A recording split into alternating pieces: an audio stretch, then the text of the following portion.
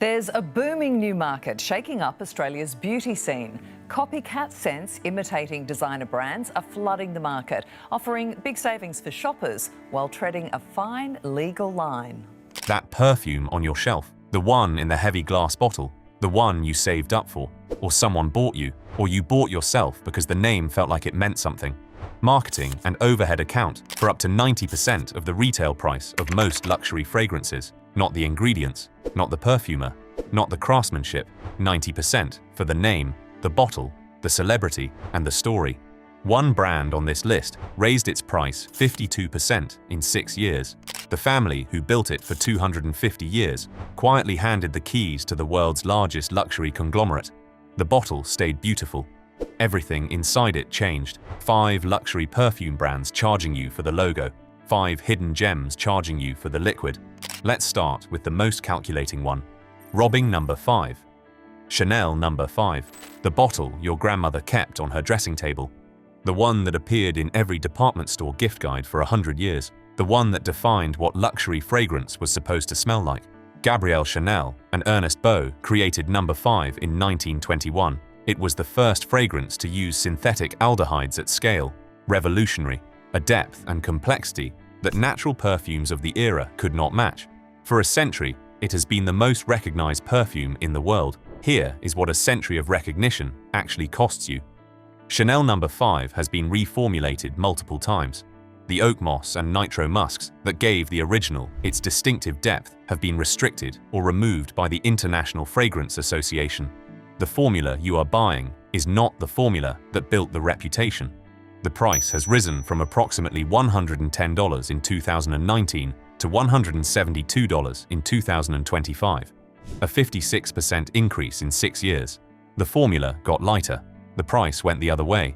In 2004, Chanel reportedly spent $33 million on a single 180-second advertisement featuring Nicole Kidman. That marketing budget is in the price of every bottle. Marketing and overhead account for up to 90% of the retail price of most designer fragrances. The raw materials in a $172 bottle of Chanel number 5 cost approximately $5 to $15 to source. Looks like the most iconic bottle in fragrance history. Reads like 80 to 90% marketing overhead with a reformulated liquid inside. For the daughter who bought Chanel number 5 for her mother every Christmas because it was the one fragrance that felt significant enough. She was not buying a formula. She was buying a memory that the formula has quietly been edited away from. Carve out. Chanel number 5. L'Eau is a lighter, more contemporary version with a cleaner, more transparent formula that performs well for warm weather wear. If one Chanel product earns honest consideration at the price point, it is that one rather than the flagship. 100 years of heritage, 56% price increase in 5 years. The formula is not what it was. The bottle is exactly the same. Chanel reformulated quietly and raised prices. The next brand did something more sophisticated. It sold the indie story, got bought by a conglomerate, and kept charging you like neither of those things happened. Robbing number 4. Le Labo Santal 33, the brown apothecary bottle, the label with your name hand-typed on it. The scent every hotel lobby, every coffee shop, every well-dressed stranger seemed to be wearing at the same time. Fabrice Peinot and Edouard Rochi founded Le Labo in New York in 2006. The concept was genuinely radical. Fragrances blended fresh in-store, hand-labeled with the customer's name and the date of blending. It felt artisanal, personal, discovered rather than sold. Santal 33 became the defining scent of a generation of urban professionals who wanted to smell like they had taste without trying. Here is who has been making that taste since 2014. Estée Lauder acquired Le Labo in 2014. The fresh blending ritual continues in stores. The impression of artisanal discovery continues in the marketing. The price of Santal 33 has risen from approximately $280 to $335 for a 100 milliliter bottle. Le Labo implements near annual price increases. Estée Lauder's overall sales fell 2% in fiscal year 2024. Le Labo grew by strong double digits in the same period. The artisanal indie brand is one of the most reliable profit engines inside a struggling beauty conglomerate.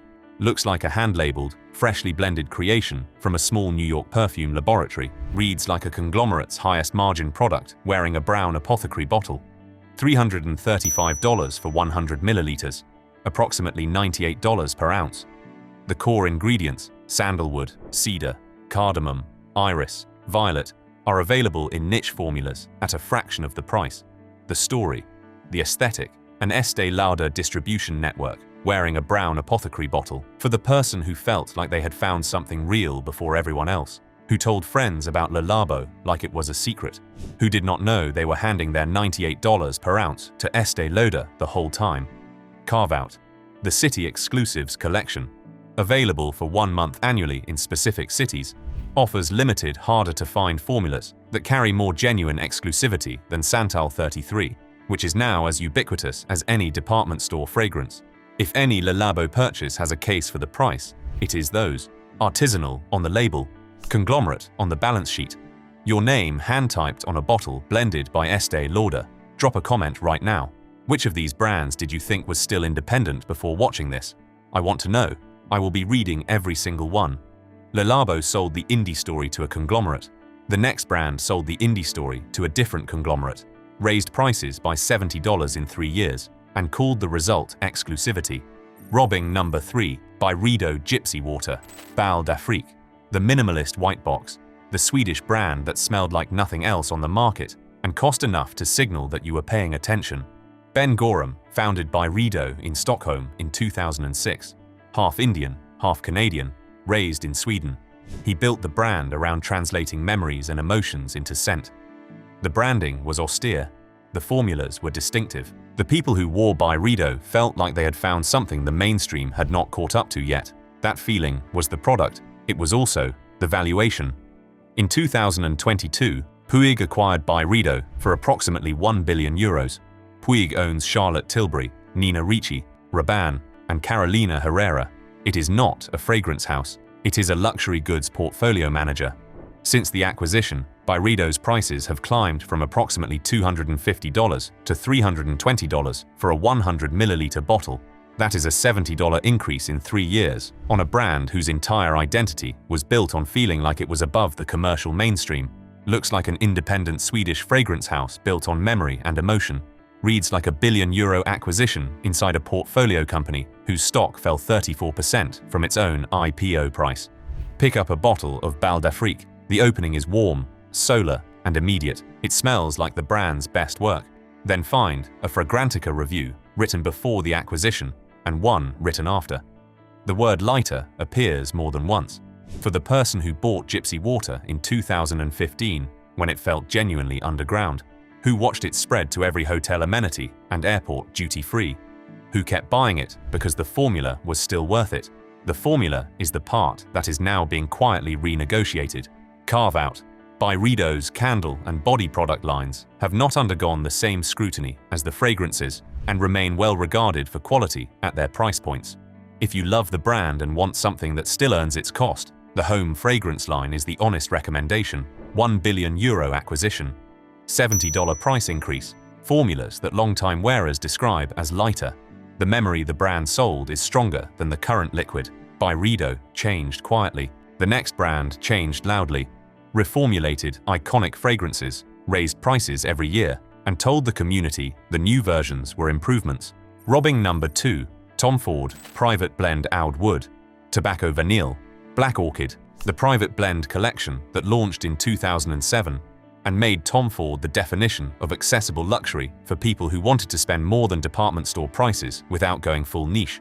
Tom Ford launched the private blend as his personal scent laboratory. More daring, more complex, a higher price point. He described his customer as international, cultured, well-traveled. The fragrances delivered on that promise.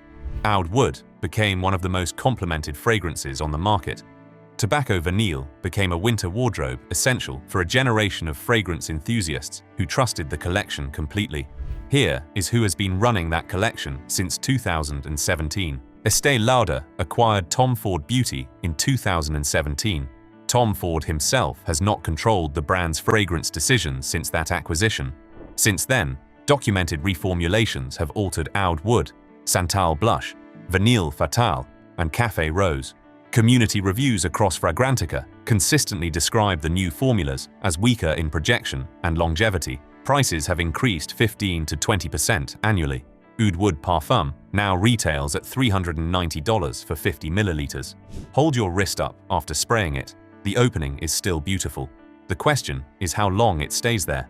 Owners of pre-acquisition bottles report a duration and projection that current buyers cannot reliably replicate. Looks like a prestigious niche collection created by a visionary designer for cultured, well-traveled individuals. Reads like an Estee Lauder margin exercise with Tom Ford's name on the bottle and his formula decisions in someone else's hands. $390 for 50 milliliters. Reviews that consistently say weaker, thinner, shorter. You are paying more for a formula the brand's own community documents as less. For the person who wore Oud Wood for 10 years and gave it as a gift because they trusted it completely, who noticed something felt different but assumed it was their nose. It was not their nose. The formula changed, the price went up. The bottle looked identical. Carve out, Tom Ford's signature line, Neroli Portofino, Soleil Blanc, has not received the same level of community-documented reformulation concerns as the private blend. If you love the brand and want something at a lower price point with fewer complaints, the signature line is where to look. Estee Lauder's name is not on the bottle. Their margin decision is in the formula. If you are new here, this is what we do on this channel. We follow the acquisitions, the reformulations, and the price increases so you do not have to. Hit subscribe. The luxury skincare version of this list is coming, and the numbers are even harder to look at. Tom Ford reformulated and raised prices. The next brand did something more audacious. It built 250 years of royal mythology, sold the whole thing to the world's largest luxury conglomerate, and kept charging you like the family was still in charge. Robbing number 1, Creed Aventus, $495, 100 milliliters. The bottle men save up for, the one that launched 1,000 forum debates about which batch was the best batch. The fragrance with its own mythology. Creed was founded in London in 1760 by James Henry Creed. The house positioned itself as perfumer to royalty. Napoleon, Queen Victoria, the British royal family. Aventus launched in 2010. Inspired by the life of Napoleon Bonaparte, the pineapple-forward, smoky, birch opening became one of the most copied fragrances in history. The mythology said this is what a real perfume house smells like. In 2023, LVMH acquired Creed. LVMH owns Louis Vuitton, Dior, and Givenchy. It is the world's largest luxury conglomerate.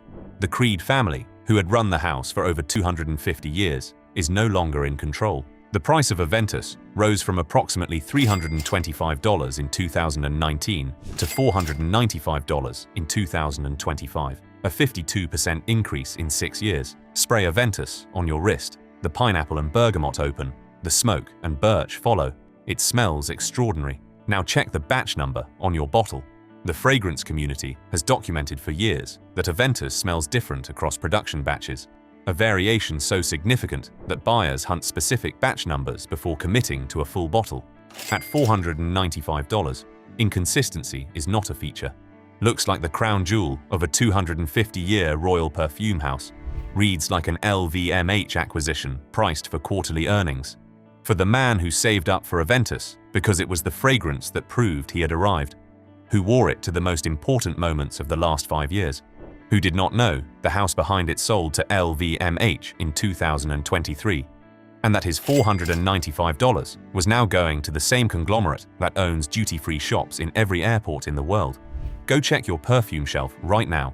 If Creed Aventus is on it, find the batch number, then find the acquisition date, then find what you paid. Carve out. Creed's original Santal and Millésime Imperial have not been subject to the same batch variation scrutiny or the same mythologized markup as Aventus.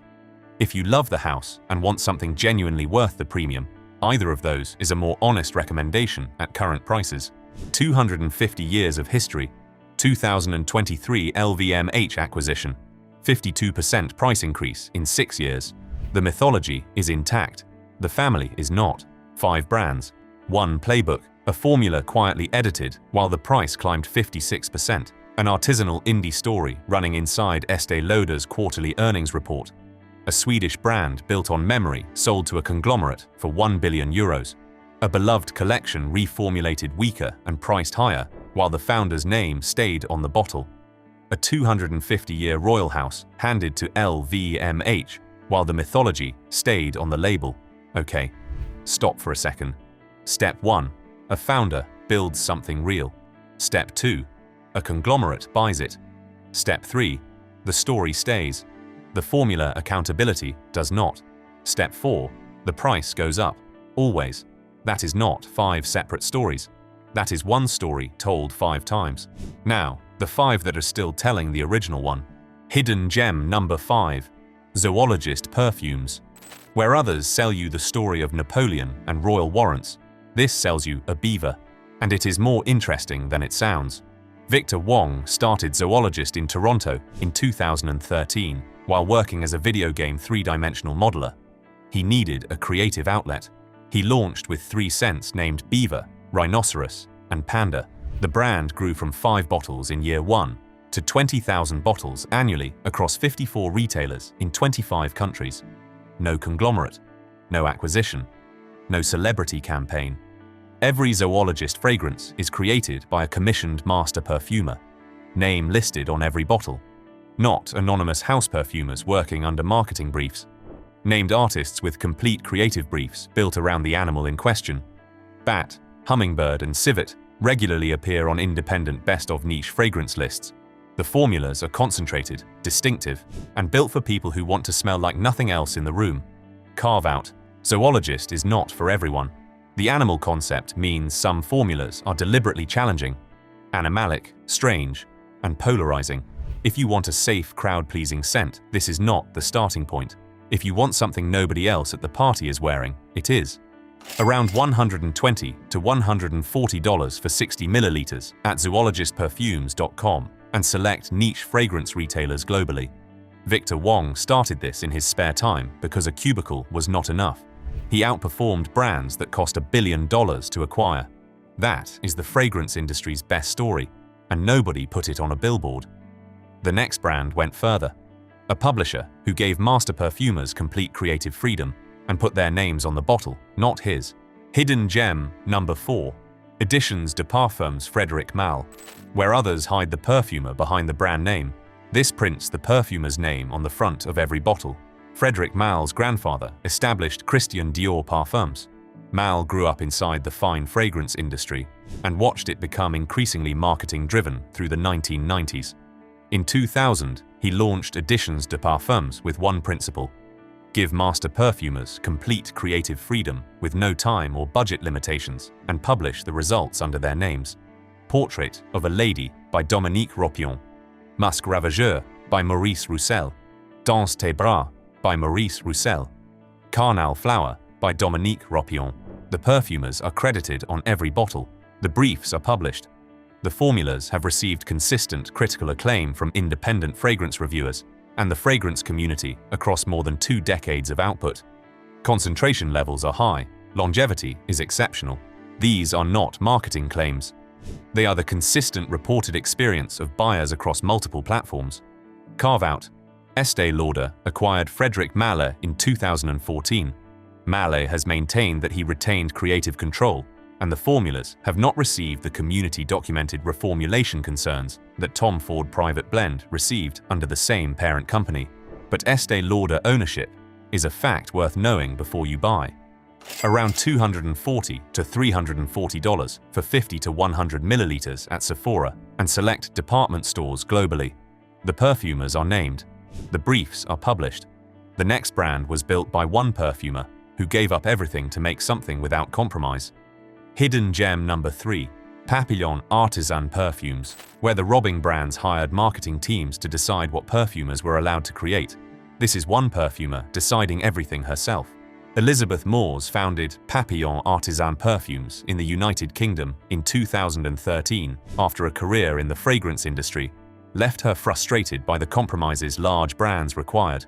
She built Papillon as a one-woman creative operation, formulating every scent herself, sourcing ingredients directly, producing in small batches. Papillon's Anubis, Hera, and Tobacco Rose have been reviewed by independent fragrance critics, including Bassanotes and Fragrantica community members, as genuinely sophisticated small-batch perfumery. The house has won Bassanotes Independent Perfumery Awards. No conglomerate has acquired it. no acquisition date to look up. The formulas use high-quality natural materials at high concentrations. Longevity and sillage are consistently praised across independent reviews. These are not light, diffuse modern formulas built for mass-market wearability. These are serious perfumes. Carve-out. Papillon's distribution is limited. The formulas must typically be ordered directly or through a small number of niche retailers. This is a feature for some buyers and a limitation for others. Plan the purchase rather than grabbing it off a shelf. Around $160 to $200 for 50 milliliters at papillonperfumery.com and select niche fragrance retailers. The next brand built a house around a philosophy rather than a single founder, and went viral without spending $1 on celebrity marketing. Hidden gem number 2, Maison Crivelli. Where others spent $33 million on a single advertisement to build awareness, this built a following on TikTok with bottles that spoke for themselves. Henri Roux founded Maison Crivelli in Paris in 2019 with a focus on what he called hyper-natural perfumery. Bold, immediate, ingredient-forward formulas that do not hide behind complexity.